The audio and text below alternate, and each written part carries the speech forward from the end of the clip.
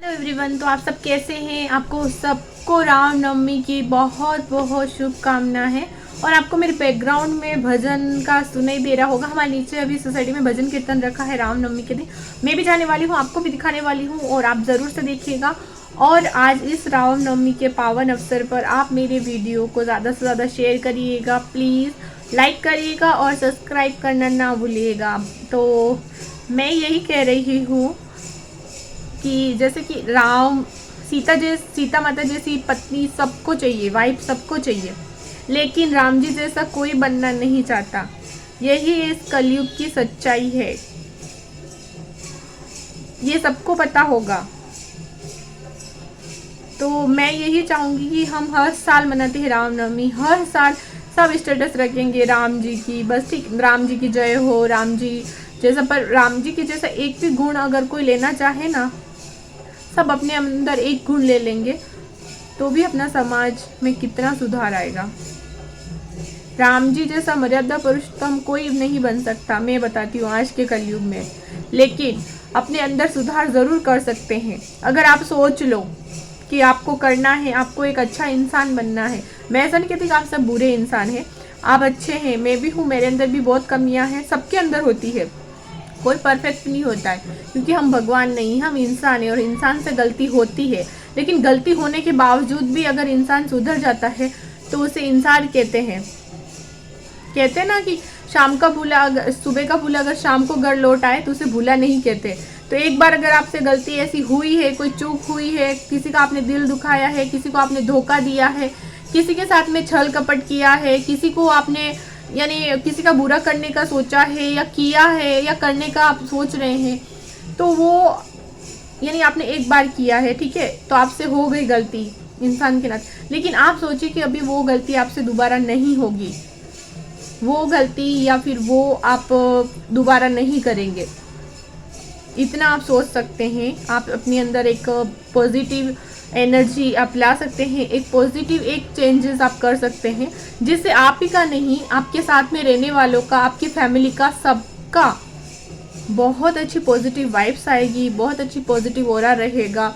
और आप एक जो नेगेटिव एनर्जी होती है ना, जैसे नेगेटिव इंसान बोलते हैं ना कि ये तो नेगेटिव इंसान है, इसका कोई भी बोलते तो कि ये कभी भी पॉजिटिव बोल ही नहीं सकता, ये हमेशा नेगेटिव ही बोलेगा, या फिर कहते हैं ना कि इससे बहुत अच्छी पॉजिटिव वाइब्स आती है, इससे बात करने में अच्छा लगता है।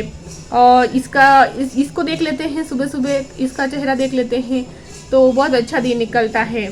तो वो कैसे होता है, वो कर्मों से होता है, अपने आचरण से होता है, अपने संस्कारों से होता है। ऐसा नहीं है कि सब बुरे होते हैं, या फिर ऐसा नहीं है कि सबके अंदर से नेगेटिव ही होती है, एनर्जी पॉजिटिव नहीं आती है। लेकिन कहने का मेरा ये है कि आप सब अच्छे इंसान हैं, लेकिन कभी कभी अपने से गलती हो जाती है जाने अनजाने में। तो आप सोचिए कि आज के दिन, आज इतना अच्छा दिन है और आप कुछ अच्छा सोचें, एक अच्छी चीज़ लाएं अपने जीवन में, अपने फ्रेंड फैमिली में सबको बताएं, सबको शेयर करें कि हाँ, हमें सुधार करना है, मेरे से पास्ट में ये गलती हो गई थी, मैंने किसी का इतना दिल दुखाया है जो मेरे लिए इतना कुछ चाहता था, या जो मेरे लिए इतना सोचती थी या सोचता था या सोचता है, ठीक है, जो पति हो गई, पत्नी हो गई, फ्रेंड हो गए, फैमिली में कोई भी पर्सन हो गया, ठीक है ना, भाई बहन हो गए, या कोई भी माता पिता हो गए, कि किसी की वजह से कि ऐसा हुआ है। आप सोच सकते हैं कि जिसके फैमिली में जिससे कोई भी इशू हुए, या फिर आप चाहते कि सुधारना, रिलेशन सुधर जाए हमारे, या पति पत्नी के झगड़े चल रहे हैं, तो आप पति अगर पास्ट में पत्नी को धोखा दिया है, कुछ ऐसा किया है जिससे पत्नी को बहुत तकलीफ हुई है, पत्नी अभी तक वो चीज़ नहीं भूल पा रही है, तो आपका कर्तव्य बनता है कि आप आगे बढ़ें, उनका साथ दें और वो सब चीज़ें आप बैठ के सुलझाएं, और ना कि उनको तकलीफ दें आप, क्योंकि वो आपके लिए सब कुछ छोड़ के आती हैं, ये सब चीज़ें सहने के लिए नहीं आती है। तो आपको भी तो अपनी चीज़ें आदतें बदलनी पड़ेगी। आप कहीं और जगह चालू है, फिर वो कहीं और जगह चालू हो जाएगी, तो ऐसी आपकी फैमिली नहीं बचेगी, ऐसे आपके बच्चों में संस्कार नहीं आएंगे।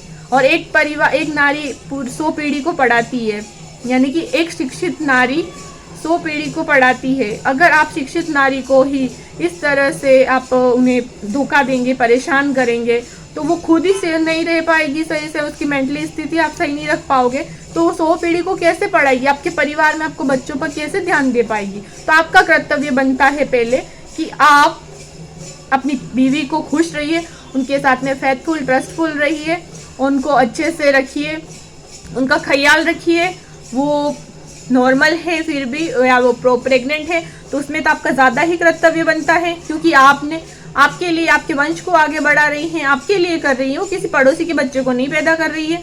तो आपको समझना चाहिए इतना, तो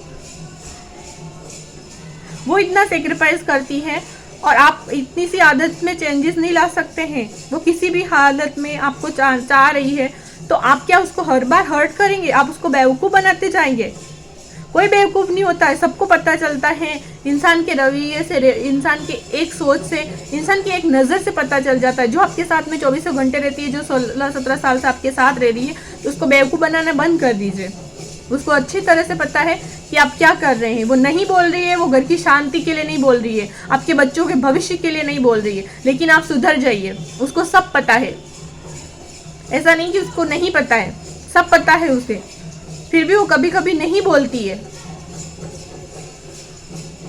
तो मैं यही चाहती हूँ कि आप सब अपने अंदर एक चेंजेस लाइए, और जो भी बहन बेटियां हैं सबका आप आदर करिए, सत्कार करिए, प्यार से रहिए, सबको अच्छे से सम्मान दीजिए।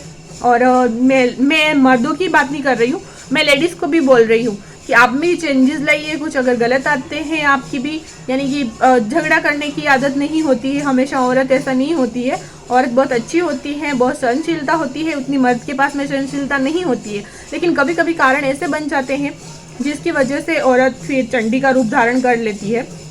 तो औरत को आप कमज़ोर मत समझिए, और औरतें बहुत समझदार होती है, मैं मानती हूँ। और कोई औरत किसी का घर नहीं तोड़ सकती, कोई औरत किसी के अंदर इंटरफियर नहीं करती है। पर कभी कभी क्या होता है, औरत ही औरत की दुश्मन बन जाती है, क्योंकि औरत इतनी सेल्फिश कभी कभी हो जाती है कि उसको कुछ नहीं दिखता, बस अपना सेल्फ दिखता है, अपनी सेल्फिश दिखती है। लेकिन दोनों को समझना चाहिए कि उस आदमी को भी समझना चाहिए, औरत को भी समझना चाहिए, और अपने अपने घर में बिजी रहना चाहिए, अपने अपनी फैमिली में, न कि दूसरों की फैमिली में इंटरफेयर करें। मैं किसी को पर्सनली नहीं बोल रही हूँ, मैं अपने खुद के विचार रख रही हूँ।